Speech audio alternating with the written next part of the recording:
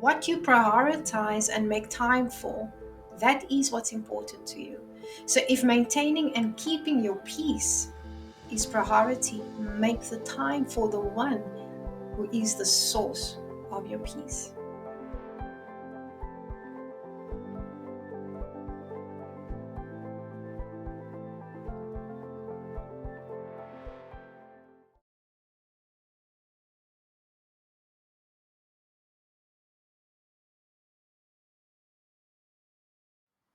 Hello and welcome to my channel. If you are new here, a very warm welcome to you. If you are newly subscribed, a huge thank you for all of the support, and my prayer is truly that God uses the content of these videos to help inspire you and encourage you and urge you to seek Him more as you become more resolute in your walk with Him, in full and complete obedience with Him, to live out the purpose that He has called you to do. Now, if you are new here, my name is Inge. I am a faith-based coach focusing on all things growth mindset and helping specifically the faith-based professional who has been called by God to labor in his field, the marketplace, to cultivate and maintain a growth mindset.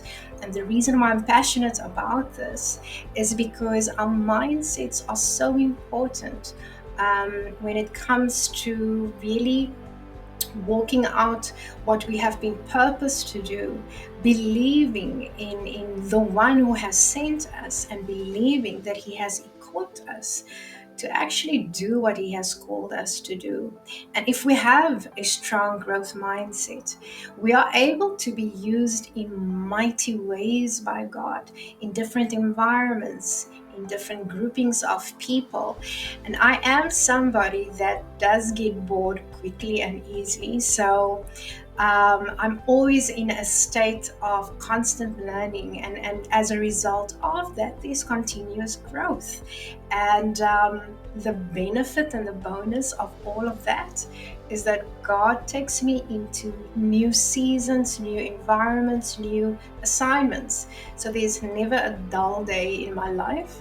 But the best of all is that I'm able and I'm blessed to be able to do new things and complete new assignments that He has called me to step into. And so that's my prayer and my desire to help those who reach out and want to work with me as a coach, to help them also step into that type of life.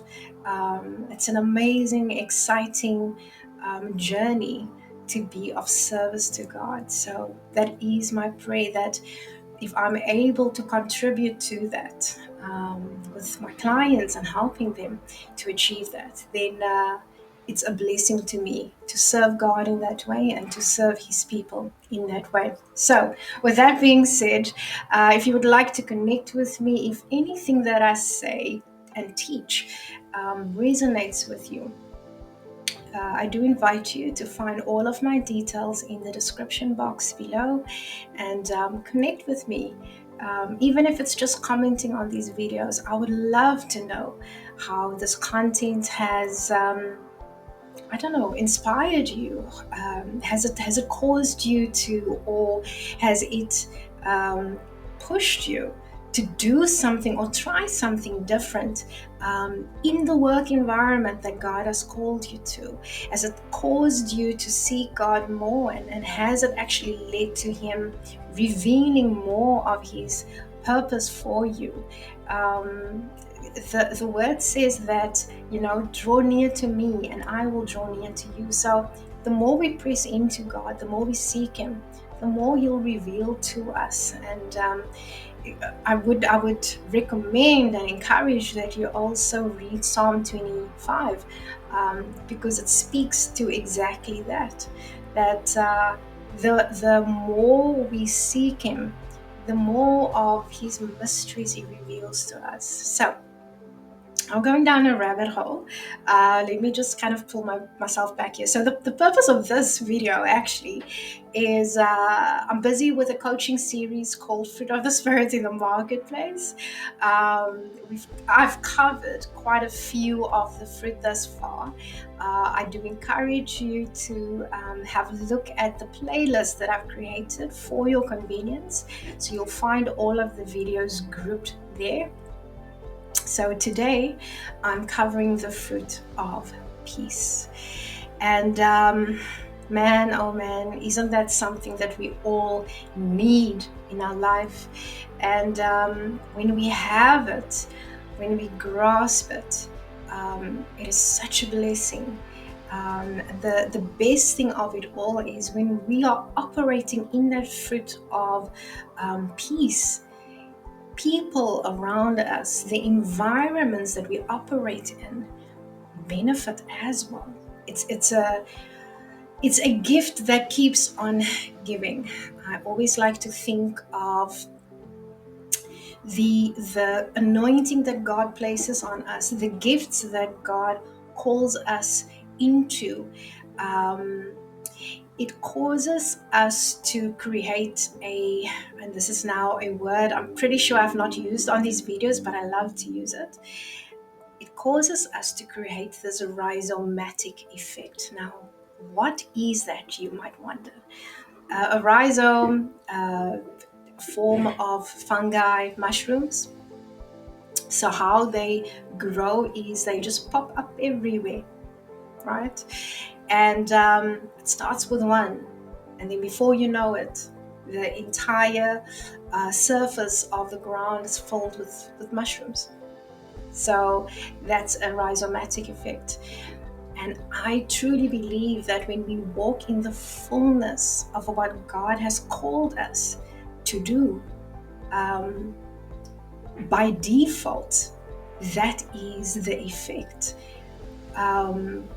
And that is also why I use the image of the dandelion to give an illustration of the fruit of the Spirit. Because when the wind of the Spirit grabs hold of the seeds of the dandelion, they drop wherever they drop. The dandelions then spring up to life. And so that is how we should be. And we need to be mindful then also of how we carry ourselves, because all that we do has an impact on the environment and the people that we are in. And let it be our philosophy, let it be our life's mission as faith-based professionals to leave or move on to a new environment or move on to a new assignment, leaving the environment and the people behind in a better version and in a better state than what we found them. Now, as I unpack the fruit of the Spirit, or rather, let me put it this way, as I deep dive into the fruit of the Spirit, just a disclaimer, with all of my coaching and teaching videos, I do have notes in front of me. I am a bit of a nerd, but I am on a mission to make nerdiness look cool. Is nerdiness even a word? I think so. If not, I've just made one up. I digress. So, the fruit of peace. I will be reading off some notes, so if you do see my eyes moving or not connecting with you, the viewer, I do apologize, just bear with me. But it is important for me to really just follow the script in a logical way, so that I do pray that I'm able to land the messaging that I would love to land. So let's get into it. Now, as we deep dive into the etymology or the meaning of the word peace, there's a few states that the very presence of peace can be recognized by. So, states or state of being such as tranquility, a state of being exempted from rage, conflict, the havoc of war, It's also known to be seen as a state of harmony and concord, a sense of security and safety and prosperity. Um, when there is peace, um, there's a sense of rest.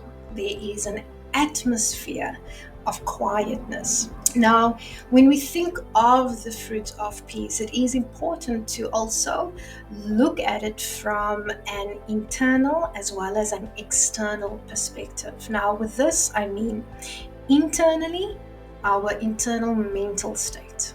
This is specifically where it touches on our frame of mind. And then, of course, the external state, which is our environment. And then also, obviously, depending on our internal state of mind, it's going to depend on how we impact the external environment. So let's look at the internal perspective. So we need to understand that our inner peace or our inner state of peace and the ability to achieve and maintain it precedes how we impact our external environment. So I think I've mentioned in a few videos already that our state of mind or our mindset that precedes our decisions and ultimately our behaviors. So our internal state of mind, our internal state of peace precedes how we impact external environment. And so our mindsets impact our environment, impact the people around us. Think of it as when we look at the environment that we're operating in and the people, the state of people in terms of their interactions with us, that is a mirror reflection of what is going on within us. The same goes for our personal environments. Think about the environment at home. Think of the household. Understand that the state of your household, the state of your living space, is a reflection of what is happening in your mind. At the same time, as much as our internal state or our inner mental state impacts our external environments and the people around us, the same happens in terms of our external environments also having an impact on us. So it becomes this feedback loop. Not forgetting that, yes, other people and other situations also do impact our environments or ecosystem, if you would prefer that term. Now, if you can develop an awareness of this almost, I would call a symbiotic effect, then you are empowered to affect and change the environments by adapting your mindset and subsequently your behavior. Now, we are all familiar with this concept if we have spent more than 5 minutes studying the dynamics of EQ or emotional maturity. So just a quick recap of the 5 dimensions of EQ. There's self-awareness, there's self-regulation, there's social skills, empathy, and motivation. I would say, without spending too much time on these 5 dimensions on EQ that I've just mentioned, what I'm trying to land with you is that when you understand and when you have that self-awareness of what your impact is on your environment and the people with the environment, and vice versa, you should then be able to manage your behavior, manage your response to situations and to people. So it's quite important to be able to have that awareness, to be able to have the maturity and the awareness of mind to know, okay, I need to change this or I need to adjust this. I truly do not have to respond to a certain situation, or this is a situation I should be responding to. And also having the awareness of knowing how to respond. So that for me is quite important when we are walking in the fruit of peace. It's very important to have that awareness and also have the understanding that we have the ability to manage our responses to certain situations. Now that we understand a little bit about what the 5 dimensions of emotional maturity is, and I mean, you can Google EQ and read a bit more about that, but I would like to just pull us back to biblical principles. So if we look at these dynamics and the theory of EQ, and we juxtapose that to biblical principles, understand that peace and our ability to cultivate and maintain it, it comes from God, because peace is a character trait of God, hence it being part of the fruit of the Spirit. So because we as faith-based professionals operate in and have been given the nature of God, by default, we also then have that fruit. And as with all fruit, there is a process of growth, which leads to maturity and ripening of that fruit. Now, we know that when fruit is eaten out of season, it can be sour, and perhaps have some bitter aftertastes. Now, when we consider ourselves, the question then becomes, how mature are we in our fruit of peace? So I would suggest 2 major ways of how we can gauge this. The one would be asking ourselves, what is the state of the environments that we're operating in or dwelling in? Secondly, what is the mental state of our colleagues, our clients, our teams that we interact with? Now, those questions, admittedly, can be quite subjective, especially if we ask it only from our perspective.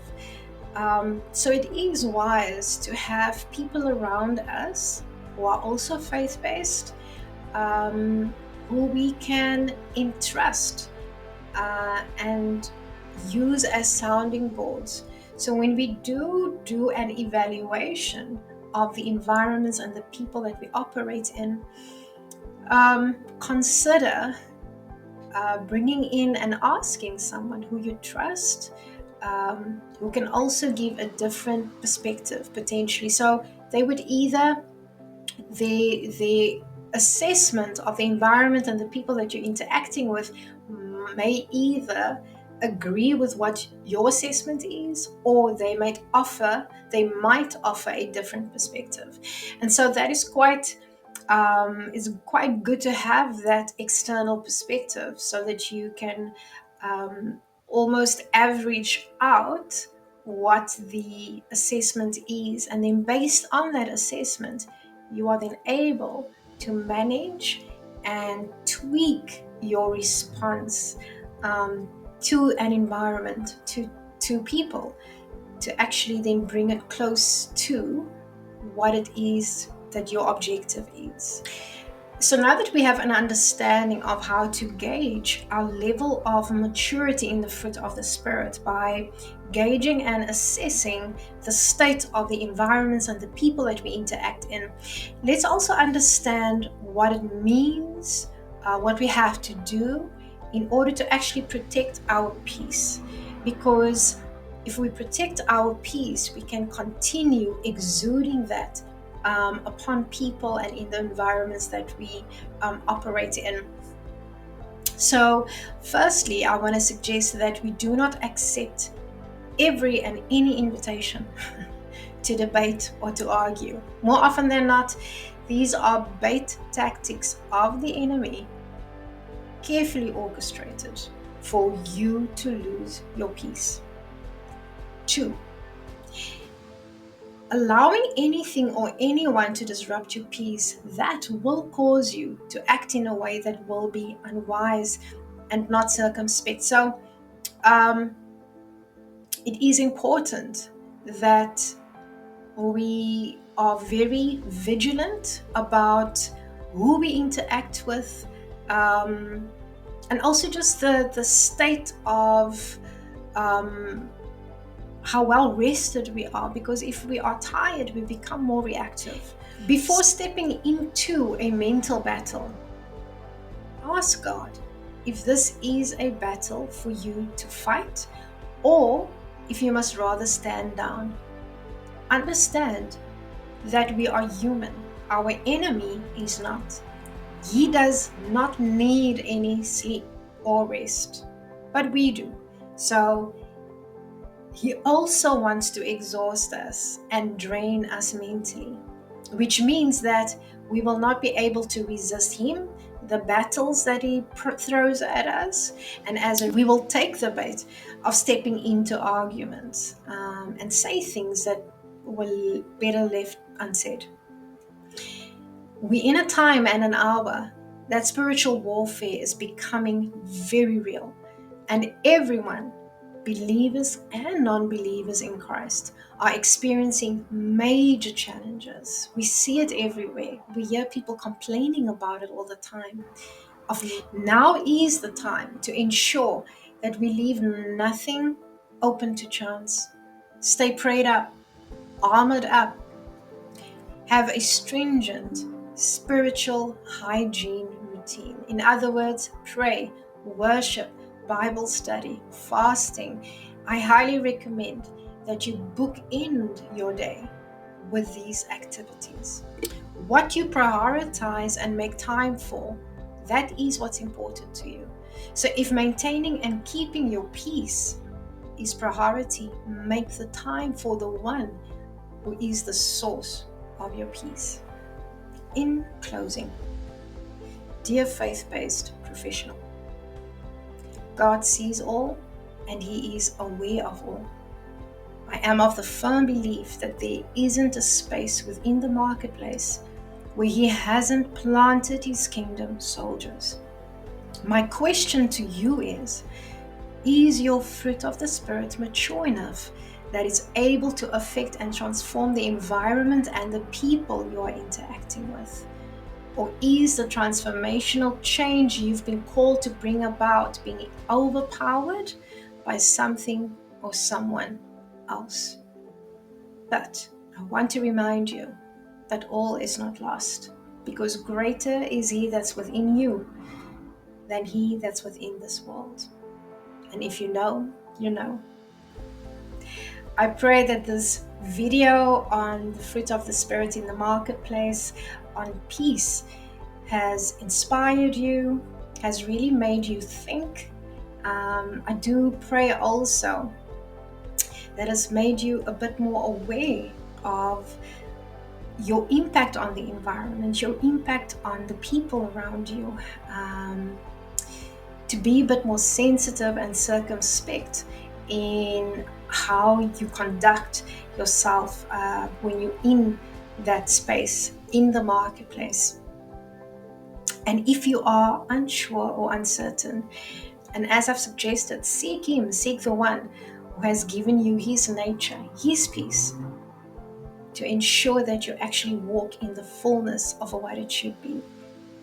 Be blessed, and may what I've shared with you today help you and encourage you to always seek purpose-driven change and create impact that matters.